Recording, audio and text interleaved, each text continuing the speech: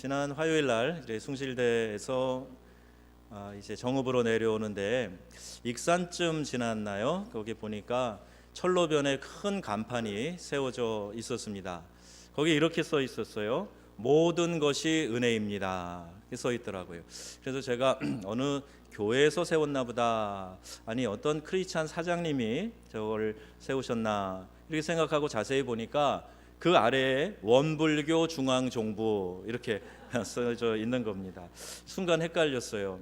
우리 교회에서 정말 중요한 진리를 담은 개념들, 예를 들면 하나님의 교회라는 표현이라든지 신천지, 새하늘과 새 땅이라든지 구원, 이런 것들이 다 이단들이 가져가서 자신들의 그 종파의 이름으로 붙여놔서 이거 참 우리의 익숙한 이런 표현들이 어색하게 되는, 또 사용하기가 조금씩은 좀 신경 써야 되는 그런 상황이 됐는데, 이제는 불교에서조차도 모든 것이 은혜입니다 이렇게 하니까 이게 좀 헷갈립니다. 우리가 이 포스트 모던 시대를 살아가고 있는데 이 시대의 특징이 바로 그런 겁니다. 절대 진리 이야기하지 않습니다. 절대 진리는 없다. 그리고 상대적인 것이다. 상대주의를 주장하는 거고요. 다원주의를 주장합니다. 그러다 보니까 오히려 진리의 확신 가운데 서지 않으니까 회의주의에 빠지는 경우가 많이 있는데, 그게 이 시대의 바로 시대 정신 특징이게 되는 겁니다. 그래서 이 표현을 보면서 또 긴장하는 마음이 좀 들었어요. 여러분, 이럴 때일수록 본질을 정확하게 알아야 된다 하는 거예요. 오늘 십자가 묵상 두 번째 시간인데요. 그래서 오늘 말씀의 제목을 본질을 회복하기 이렇게 정해 보았습니다. 신앙의 뿌리가 어디에 닿아 있는가, 이것을 한번 우리가 생각해 봐야 된다. 깊이 뿌리 내려야 되고, 또 그래서 바람이 불고 홍수가 나도 넘어지지 않을 만큼 내가 신앙의 뿌리가 든든히 세워져 있는가, 이것을 점검해 보아야 돼요. 교회가 겉모양은 화려하게 성장을 했어요. 제가 과거에 아주 유명한 교회들, 그 당시의 사진이나 교인들 출석 현황이나 이런 걸 역사를 뒤져보니까요, 그렇게 크지 않더라고요. 지금의 기준으로 볼 때. 근데 그때는 대단했거든요. 교회 안에서 온갖 역사들이 일어나고요. 그 교회가 그렇게 힘있는 교회로 교단적으로 한국 교계적으로 알려져 있는데 교인 숫자나 재정이나 지금과 같이 그런 큰 규모는 아니었었어요. 분명히 오늘날의 교회가 이렇게 모습도 웅장하고 겉으로 화려하게 성장했습니다. 그러나 내용이 부실하고 능력도 많이 쇠퇴해 있다 하는 것은 부인할 수 없는 사실이지요. 이럴 때 우리는 피곤함을 느낍니다. 모양은 갖추었는데 내실을, 실력을 갖추지 못한 그런 기독교는 아무런 영향을 이 세상에 끼칠 수 없기 때문에 오히려 그것이 더 피곤하게 느껴지는 거예요. 목회하는 목사 입장에서도 그것이 아주 피부로 와 닿습니다. 교회는 하나님의 능력입니다. 이렇게 선포하고 그 능력을 세상에 보여주어야 되는데, 우리 성도들이 피곤해하고 힘들어하고 또 세상의 능력으로 살지 못할 때 안타까움을 금할 수가 없어요. 오히려 어떤 경우에는 세상이 교회를 걱정해 줍니다. 야, 너 예수 믿는다며 그렇게 살면 되냐? 정신 차려라. 이렇게 이야기를 해주는 거예요. 야, 이거는 교회가 세상을 걱정해야 되는데 세상이 교회를 염려하는 이런 일이 종종 생기는 것, 왜 그럴까? 여러분, 이것은 우리 기독교가 본질에서 변질되었기 때문이에요. 기독교는 그런 종교가 아닙니다. 생명의 종교이고 능력의 종교이고 세상을 바꾸는 그런 힘이 있는 하나님이 세우신 능력의 종교가 기독교예요. 그래서 일반 종교와 비교도 되지 않는 겁니다. 그런데 오늘날 왜 이렇게 되었나? 기독교의 복음이 변질되었기 때문이에요. 버린 것이 아닙니다. 바꾼 것이 아니에요. 믿음의 대상인 예수님을 버린 게 아니에요. 우리 손에는 여전히 이 성경책이 들려져 있습니다. 그런데 이전에는 우리가 두려운 마음으로 하나님을 경외함으로 하나님께 나아가고, 감동해서 우리의 마음을 찢으며 회개하고 눈물을 통해 자복하고 그랬는데, 이제 그런 모습이 약해져 있어요. 그 이유는 기독교의 핵심, 그 본질에서 변질되었기 때문에 이런 현상이 일어나고 있는 겁니다. 기독교 탄생 시기에는 이 십자가는 사형을 집행했던 흉악한 사형 틀입니다. 그 로마 시민권을 가진 자들은 이 십자가 처형을 절대 하지 않았어요. 얼마나 흉측하고 무서운 형틀이었는지 모릅니다. 유대인들에게 있어서는 율법에 기록된 대로 십자가는 저주의 상징이에요. 나무에 달린 자마다 하나님의 저주를 받은 자다 그랬는데 십자가가 바로 그런 상징이었습니다. 그래서 1세기 때 교회가 태동할 때 사람들이 십자가를 자랑하거나 십자가를 앞세우거나 그렇게 하는 일은 불가능한 것이었어요. 그런데 놀랍게도 예수님께서 십자가에 못 박혀 죽으신 겁니다. 저주에서 영광스러운 사건이 나오게 된 것입니다. 제자들은 충격을 받았어요. 여러분, 충격은 우리의 삶에 재해석을 가져다 줍니다. 여러분이 완고하게 고집스럽게 또 어떤 일에 대해서 조그만치도 양보하지 않고 살아가다가 큰 충격을 받게 되면 그때 다시 한번 우리가 재해석하는 그런 기회를 갖게 돼요. 우리 중년에 접어들면서 성인병 초기다라는 진단을 받으면 그 좋아하던 술 담배도 가급적 끊으려고 그러고, 그리고 고기 기름진 것 안 먹으려고 그러고, 운동하려고 그러고, 이게 왜 그럽니까? 재해석이 일어난 거예요. 그 전에는 괜찮아 그러고 하다가 완고하게 고집스럽게 살다가 충격을 받으면 이런 해석이 일어나는데, 그들이 이 십자가에 달리신 예수님을 보면서 이 율법을 재해석합니다. 나무에 달린 자마다 저주받은 자 되었다 그랬는데 예수님을 통해서 이제 이 십자가를 자랑하게 된 거예요. 그 후로 모든 크리스찬들의 예배 그리고 성만찬 신앙의 중심에 이 십자가를 두었던 것입니다. 바울은 고린도전서 2장에 말합니다. 예수 그리스도와 그의 십자가에 못 박히신 것 외에는 아무것도 알지 아니하기로 작정하였음이니라, 이렇게 말해요. 바울은 인테리 중에 인테리입니다. 워낙에 똑똑한 사람이라 그가 이야기를 할 때 주변에서 사람들이 그 많은 학식이 저를 미치게 하였도다 이렇게 할 만큼 똑똑한 사람이에요. 그런데 예수 그리스도의 십자가, 그가 못 박히신 그것 외에는 아무것도 알지 아니하기로 작정했다, 이렇게 할 만큼 저주의 상징 십자가가 능력의 상징으로 내 신앙의 중심으로 이렇게 바뀌어지게 된 것입니다. 그래서 초대교회는 생명 걸고 목숨 다해서 이 십자가 복음을 지켰고 이것을 자랑스럽게 생각했던 거예요. 그런데 뭐든지 오래가면 형식화되고 낡아져갑니다. 십자가 복음이 이렇게 능력 있게 교회를 세워갔는데 웅장한 건물도 십자가의 형태로 지어지고 많은 예술 작품도 또 그 안에 장식들도 이 십자가가 그렇게 장식하고 위치를 차지하게 되었는데, 그런데 그 안에 십자가의 복음, 십자가의 정신, 이것이 없어져 버린 거예요. 아무리 많은 건물이 화려하게 십자가를 조각하고 그것을 내세운다 그래도 그 십자가 형상 앞에 그 안에 담겨져 있는 십자가의 정신이 없다면 그것은 아무것도 아닌 것입니다.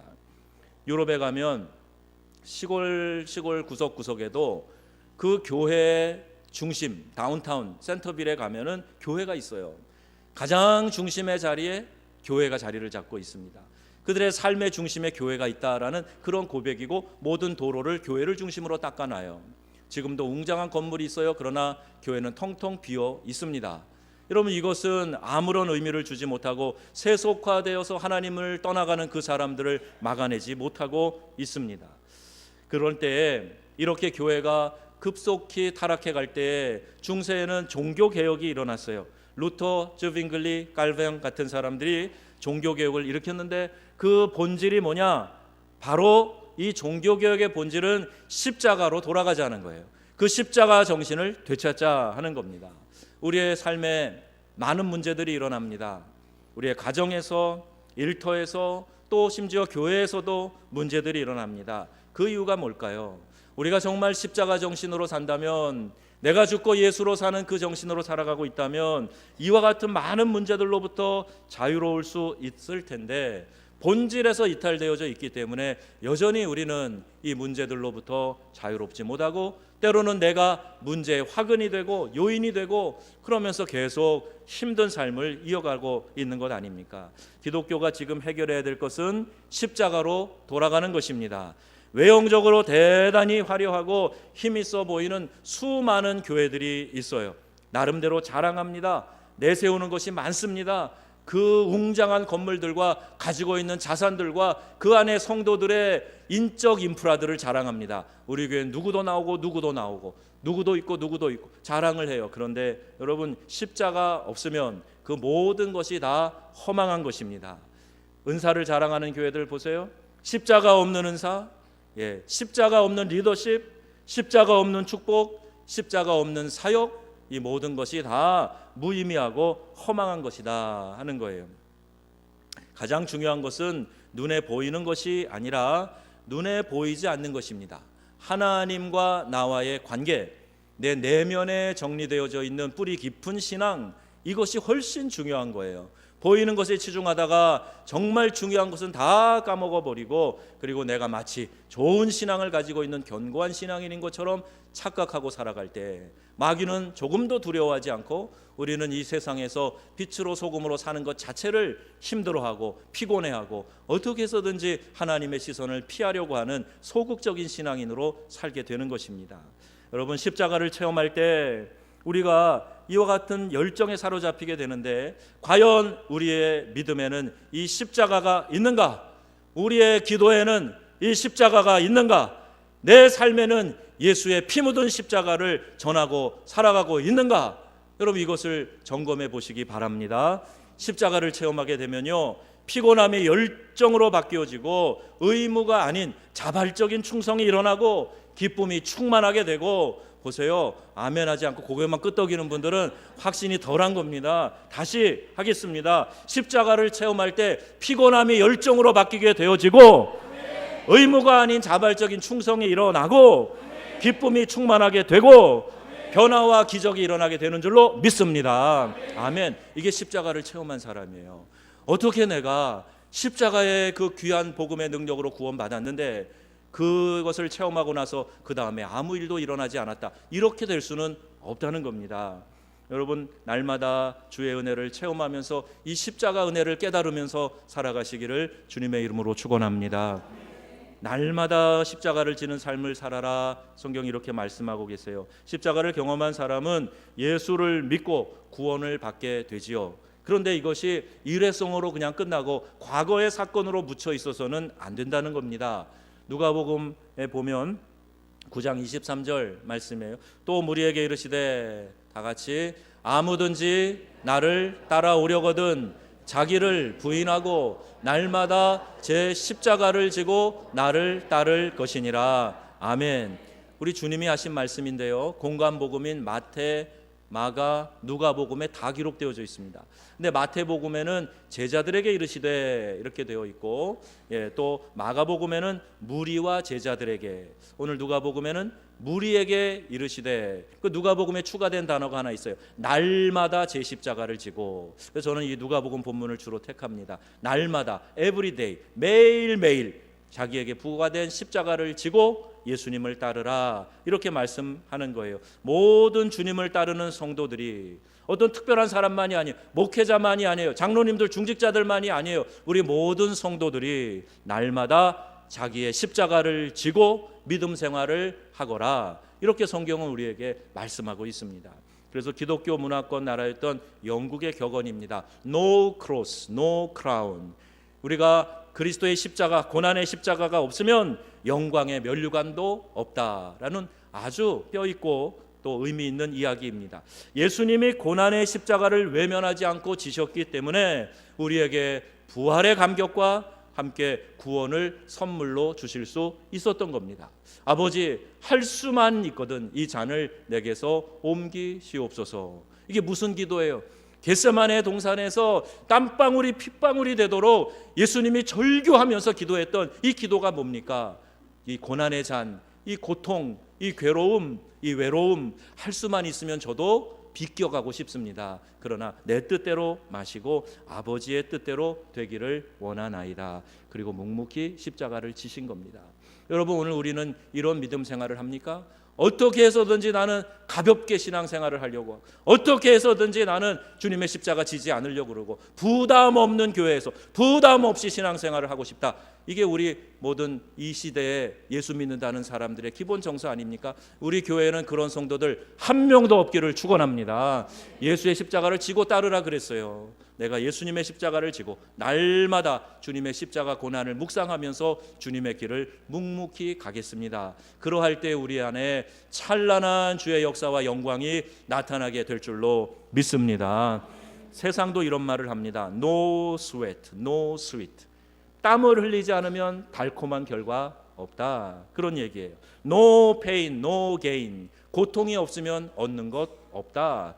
이건 세상도 아는 진리예요. 우리 학생들에게 일부 예배 때 그 얘기했어요. 너네들 공부 열심히 해. 열심히 수고하는 것이 있어야지. 그래야 아름답고 달콤한 결과를 얻는 거야. 놀 거 다 놀고 할 거 다 하고 구경 가고 싶은 거 다 구경 가고 쓰고 싶은 거 다 쓰고 그러면서 뭘 할 수 있겠냐. 세상도 알아요. 그런데 여러분 영적인 세계에서도 내가 그렇게 안일하게 태만하게 게으름 부리고 그렇게 나태하게 있으면서 귀한 것 얻으려고 그래요. 그러면서 축복을 사모해요. 그러면서 문제를 해결하고 원수마귀의 결박을 끊어내려고 그래요. 어림도 없습니다. 여러분 십자가 질 때 이와 같은 능력이 나타나는 줄 믿으시기 바랍니다. 영적인 승리자가 되려면 예수님의 십자가를 지고 날마다 주님을 따르는 그 삶을 살아가야 됩니다. 그런데 예수님 믿고 구원 얻은 감격 슬그머니 내려놓고 십자가 없이 영광만을 구하는 것 타당하기나 한 얘기입니까? 절대 그렇지 않아요. 중직자들은 무거운 십자가 지는 거예요. 더 무거운 거 지고 가는 겁니다. 그러면서 다른 사람들에게 본이 되어지는 거예요. 그러라고 중직자 세운 겁니다. 나는 영광만 받겠습니다. 나는 수고하는 거는 딴 사람이, 영광은 나에게. 있을 수 없는 일이에요. 태평교회 김재곤 목사님하고 호성신학교 강의 2주에 한 번씩 하니까 한 번은 인사를 해야 되겠다. 여기 전주에 내려와서 정읍에 와서 목회한 지 3년이 됐는데 아직 한 번도 만나보질 못했어요. 지방회가 다르니까. 그러니까 한번 부로 찾아가서 목회 잘하신다는 얘기를 제가 태국에서 가서도 들었어요. 근데 이분이 어떤 얘기를 했다 그래서 참 감동 있는 얘기네. 그 얘기했더니 당신 얘기가 아니라 그 선친 돌아가신 분의 말씀이래요. 우리 교단 총회장도 지내셨죠. 그분이 그러셨답니다. 우리 모든 영광은 하나님께로, 그리고 모든 영광은 하나님께, 모든 공은 성도들에게, 모든 책임은 목사가, 이렇게 이야기를 했다는데 참 공감이 되는 얘기예요. 그 선친이 그런 얘기를 목사 안수 받을 때 쪽지에 적어서 줬는데 그걸 지금까지도 마음에 간직하고 있다. 그런 이야기입니다. 여러분 이 얘기가 무슨 얘기예요?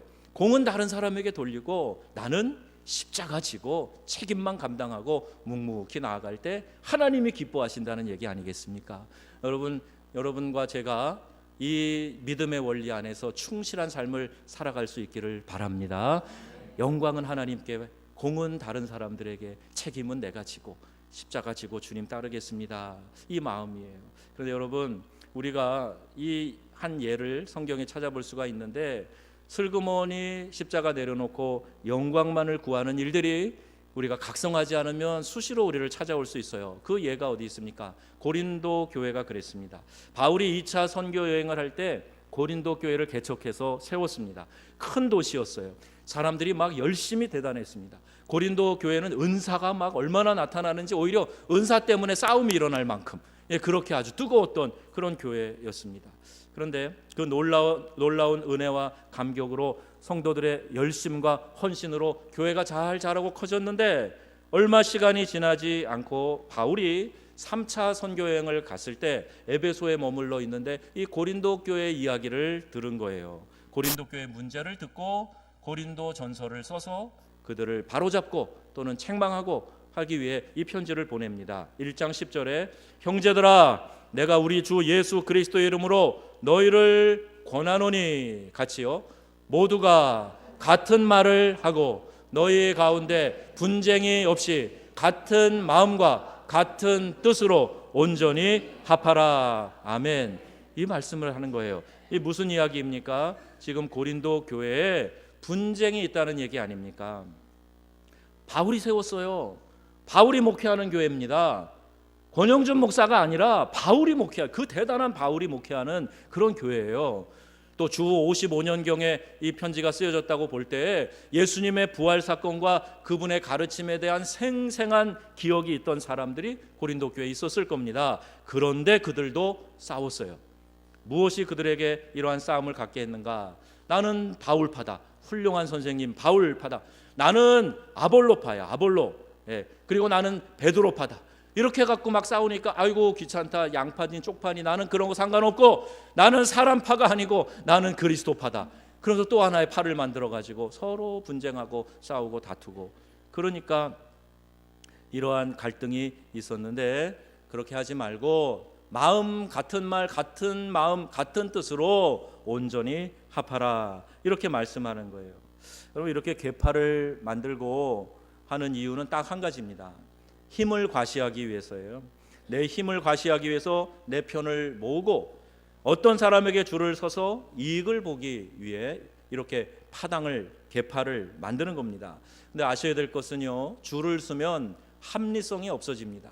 객관적으로 생각하고 판단할 수 있는 그런 마음이 없어져요.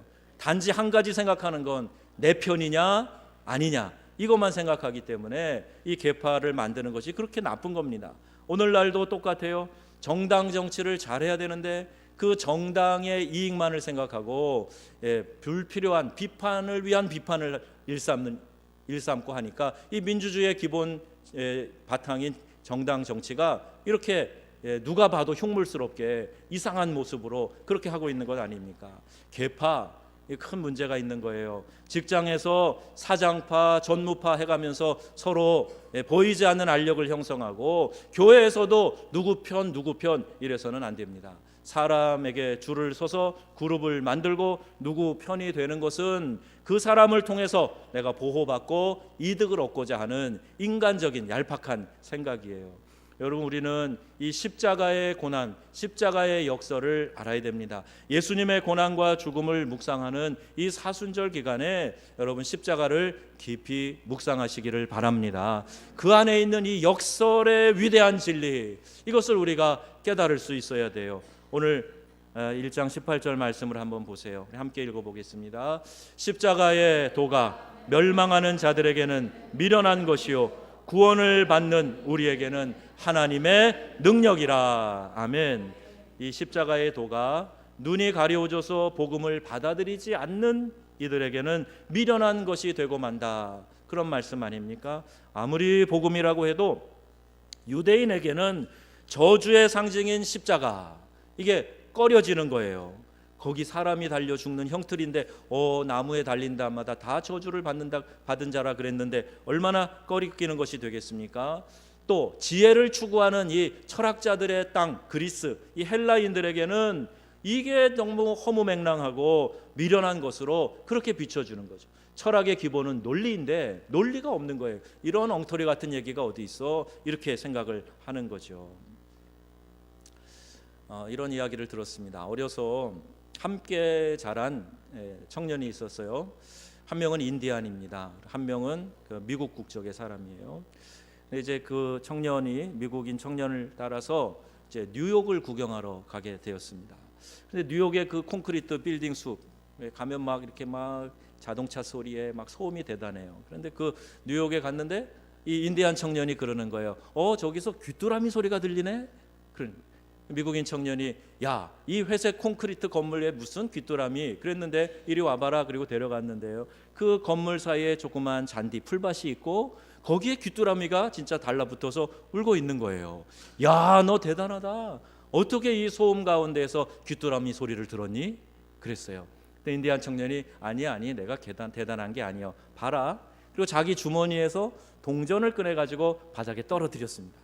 근데 동전이 땅에 떨어지면서 땡그랑 그랬겠죠. 그래도 뒤에 가던 사람이 뒤를 돌아봐 쳐다봅니다. 옆에 있는 사람도 고개를 돌려서 쳐다보는 거예요. 그 소리에 여전히 자동차 소음도 많고 시끄럽고 복잡한 그곳에서 동전 소리가 나니까 거기에 눈을 주목해서 쳐다보더라 하는 얘기예요. 자, 봤지? 뭐냐? 사람은 자기가 듣고 싶은 소리를 듣는다는 거예요. 내가 늘 관심을 가지고 신경 쓰고 생각하고 하는 것이 들려진다는 겁니다. 저도 그런 경험을 많이 해요. 똑같은 얘기를 하는데 어쩌면 그렇게 각자의 알아듣는 게 다른지 몰라요. 자기가 듣고 싶은 대로 듣는 거예요. 지난주에 저희 교회 이제 식사 시간에 제가 아이들하고 이렇게 인사하는데 어느 아이가 반갑게 제 앞에 서가지고 아저씨 그러더라고요. 그래서 그 순간에 내가 이걸 어떻게 반응해야 될까 순간 좀 고민스러웠어요. 제가 잘 듣지 않는 호칭 아닙니까? 아저씨 이런 얘기 잘 안 듣는데 그리고 제가 절 부르는지 처음엔 잘 모르고 있었는데 저에게 그렇게 호칭을 했던 거예요. 근데 저는 또 반대로 슈퍼 같은데, 그 대형 슈퍼 같은데 가도 저기서 목사님 그러면 이렇게 쳐다보게 돼요. 혹시 우리 아는 교인이 온 건 아닌가? 그래서 누가 왔나 이렇게 쳐다보게 되는, 뭐죠? 관심이에요. 나에게 익숙한 겁니다. 내가 좋아하는 거예요. 우리도 마찬가지입니다. 내가 듣고 싶은 소리가 들려요. 여러분 잘 들으세요. 고린도전서 1장 23절에 바울의 고백과 같이 비록 유대인에게는 꺼리끼는 것이요 이방인에게는 미련한 것이로되, 즉 이 세상의 지혜로는 알지 못하고 세상이 비웃는 이 저주의 상징, 그러나 그 십자가, 우리는 십자가에 못 박힌 그리스도만을 전하노라 그랬어요. 왜? 십자가 복음은 모든 사람을 구원하시는 하나님의 능력이 되기 때문입니다. 여러분 오늘 십자가에 대한 이야기를 듣는데 내 마음에 아무런 감동이 없어요.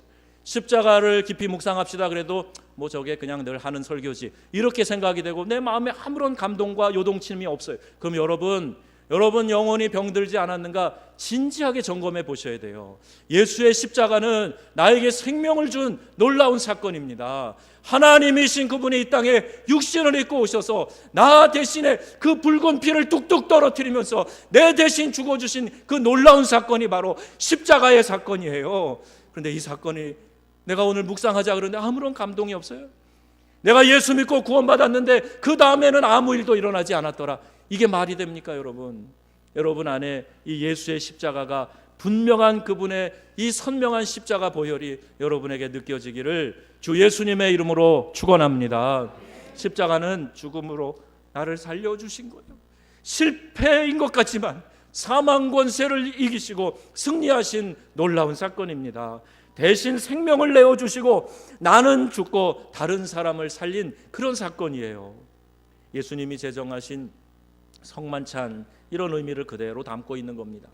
이 순회 선교단의 김용의 선교사님이 이 성만찬을 이렇게 표현합니다. 나 잡아먹고 너 살아라. 이게 성만찬의 의미라는 거예요. 과격한 표현 같지만 그 의미를 분명히 설명하는 표현이라고 생각이 됩니다. 예수님이 그 살과 피를 제자들에게 나눠주면서 너네들이 이거 먹고 너희 안에 생명이 들어갔으면 좋겠다. 생명의 떡이신 예수님이 자신의 육신을 내어주면서 너희가 그리스도의 몸으로 하나가 되어 살아갔으면 좋겠다, 이 말씀을 하시는 거예요. 생수의 근원이신 그분이 너희가 이 잔을 마실 때 너희 안에 이 생수와 같은 성령의 역사가 일어나기를 내가 원한다, 이런 말씀이에요. 여러분 우리가 성만찬을 할 때마다, 우리도 2달에 한 번씩 할 때마다 이 의미를 살리고 생각을 해야 됩니다. 예수의 피와 예수의 살을 나누며 생명의 떡이신 주님, 생수이신 주님, 그분 안에서 우리가 하나 되어서 한 몸으로 살아가는데 어떻게 이 십자가의 은혜가 내게 감격스럽지 않을 수 있냐는 말입니다. 지난주 우리 십자가 묵상 첫 번째 시간에 내 안에 그리스도께서 사시는 것에 대해서 말씀을 드렸어요. 날 위해 죽으신 주님이 내게 구원을 베풀어 주셨으니 이제 내가 사는 것이 아니라 내 안에 예수께서, 내 안에 그리스도께서 사시는 그러한 삶을 살아가자, 이 말씀을 드렸습니다. 한 주 지났습니다. 여러분 안에 여전히 자아가 꿈틀거리고 여전히 고집스럽고 여전히 말씀에 순종하지 않고 여전히 내가 나 위주로 살아가고 있으면 내가 살아있는 거예요. 나는 죽고 예수로 사는 것, 이것이 십자가의 묵상이라고 그랬는데 아직도 우리가 우리의 육신의 소욕을 벗어나지 못하고 있다면 내 자아가 이 속에서 꿈틀거리고 있는 겁니다. 여러분 내가 죽고 예수로 사는 그 믿음의 귀한 신비가 여러분 안에 늘 체험되어지시기를, 그래서 날마다 십자가 지고 가는 것이 얼마나 은혜롭고 감격스러운 삶인지 여러분이 이 사순절 절기에 귀하게 깨달으실 수 있기를 축복합니다. 나는 죽고 내 안에 예수께서 사시면 내 영혼이 살아나는 것을 경험하게 될 것입니다. 여러분 아멘 할 준비하세요. 내 안에 예수님이 살아나시면 어떤 일이 일어나는가? 날마다 귀한 은혜 가운데 거하게 되며 어떤 어려움도 이겨낼 힘과 에너지가 샘솟듯이 솟아나고 그거밖에 안 돼요. 천국의 기쁨을 누리며 살아가게 될 줄로 믿습니다. 아멘. 아멘. 얼마나 좋아요. 십자가를 경험하면 이와 같은 삶이 일어나요. 목사님, 나는요 잘 살고 싶은데 너무 피곤해요. 너무너무 힘이 없고 능력이 없고 그래 너무너무 삶이 신앙생활해도 재미가 없어요. 그러면 여러분 다른 거 그만두시고 십자가를 깊이 묵상해 보세요. 내가 죽고 예수로 살면 이와 같은 감격이 우리 안에 넘쳐나서 천국 기쁨을 누리며 살아가게 될 줄로 믿습니다.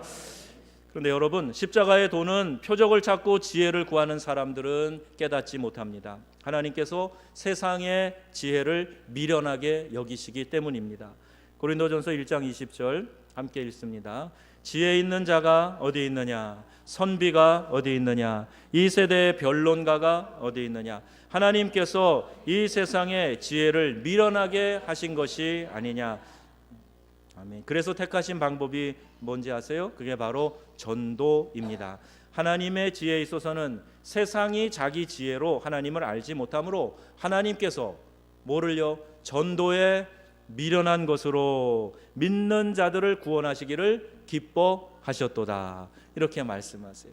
저는 사람들이 얘기할 때 어떤 말을 해놓고 이거 미련한 방법인데 이렇게 말하는 거 잘 못 들었어요. 근데 하나님께서 친히 전도의 미련한 방법이다 이렇게 말씀하셨고, 그렇게 전도를 통해 영혼 구원하는 것을 하나님이 기뻐하신다 말씀하고 있습니다. 세상의 지혜로 절대 하나님을 알 수 없으니 미련해 보이는 방법의 하나인 이 전도, 이걸 가지고 영혼 구원하라 하는 겁니다. 전도에는요 기발한 방법이 필요한 것이 아닙니다. 우리 교회가 팝콘 기계가 있어서 팝콘을 튀겨가지고 담아서 이게 전해주지 않습니까? 전도지도 거기다 넣어서 주고 그래요. 근데 또 이렇게 하니까 아이들 학교 앞에 그린 푸드존인데 거기서 이런 거 나눠줘도 돼요? 뭐 이런 얘기하는 분 계세요. 칼갈이 전도를 이제 부목사님 가서 배워와서 우리 교회가 칼을 갈아주면서 이제 이렇게 포장해서 주는 거예요. 거기는 뭐 전도지도 넣지 않아요. 그냥 지역 주민을 위해서 칼 갈아주고 그냥 선한 인상으로 대해주고 따뜻하게 대해주고 그냥 그러는 겁니다. 근데 또 칼갈이 전도한다 그러면 누가 젊은 사람들이 칼갈로 나옵니까? 요즘 세상에 뭐 이런 걱정, 이런 염려부터 하는 분들 계세요. 그러면 그 똑똑한 생각으로 당신은 전도가 주님의 명령인데 지금 어떤 방법으로 전도하고 계시는 겁니까? 원래 전도는 미련한 거라 그랬어요. 어수룩해 보이고 미련한 방법으로 하는 것 같아도 전해지는 것이 주님의 십자가 복음이면 되는 것 아닙니까? 어떤 방법이 있는지 내가 전하는 것이 예수의 십자가 그 복음이면 되는 것이지요. 전도 폭발 훈련을 이제 대학원 들어가는 그 시점에 했는데요. 그때 이 방법이 복음의 개요를 잘 설명해 주는 아주 좋은, 아주 탄탄한 그런 구조로 되어 있어요. 좋은 예화들도 많이 있습니다. 1990년에 서울에 있는 신학대학 학생들, 주로 대학원 학생들인데 한 500명이 모여서 이 전도 폭발 임상 훈련을 했습니다. 남서울교회 사랑의 교회에서 2주간 한 것 같아요. 근데 제가 내용을 완벽하게 외워서 마지막 시험을 칠 때 잘 치렀어요. 그래서 그 500명 중에 몇 명 일어나서 잘한 사람 박수 받았는데 제가 거기 일어나서 박수 받았다는 것 아닙니까? 뭐 이렇게 이상한 눈으로 보고 계십니까? 그런데요, 제가 내용을 완벽하게 외워서 시험 잘 치러서 일어나 박수 받았어도 전도해 보니까 말의 지혜로 사람이 빠져나갈 구멍 없도록 완전히 포위했다고 그 사람이 예수님을 영접하는 게 아니더라는 거예요. 하나님의 성경 말씀 달달달달 외워서 전도 복음 제시 개요를 달달달달 외워 예화를 달달 외워서 그 사람에게 다 혹시 빠져나가고 싶어서 무슨 얘기하면 그것도 다 방어할 수 있도록 거기에 대처하는 그런 얘기도 다 해주고, 그래도 예수님 영접 안 할 사람들은 안 하는 거예요. 그래서 이거는 하나님이 하시는 일이구나. 나는 그냥 최선을 다할 뿐이지. 하라고 하신 일 하면 되지. 전도지 주라 그러면 교회에서 그러면 나가서 전도지 주면 되는 거고, 칼만 좀 갈아주세요 그러면 시간 내서 와서 칼만 갈면 되는 거지. 뭐 그렇게 말이 많고 핑계가 많고 뭐 되느니 안 되느니 될 이유가 없는 거죠. 여러분, 전도는 말의 지혜로 있는 것이 아니라 우리 하나님의 능력에 있음을 믿으시기 바랍니다. 전도지 한 장 건네고 그냥 팝콘 튀기고 커피 타고 칼만 갈아줘도 내가 이 전도에 미련한 방법을 통해 영혼 구원을 위해 힘쓰는 것 우리 하나님이 기뻐하시고, 전도하는 교회는 반드시 하나님의 부흥이 일어난다. 그럼 믿으시기를 바랍니다.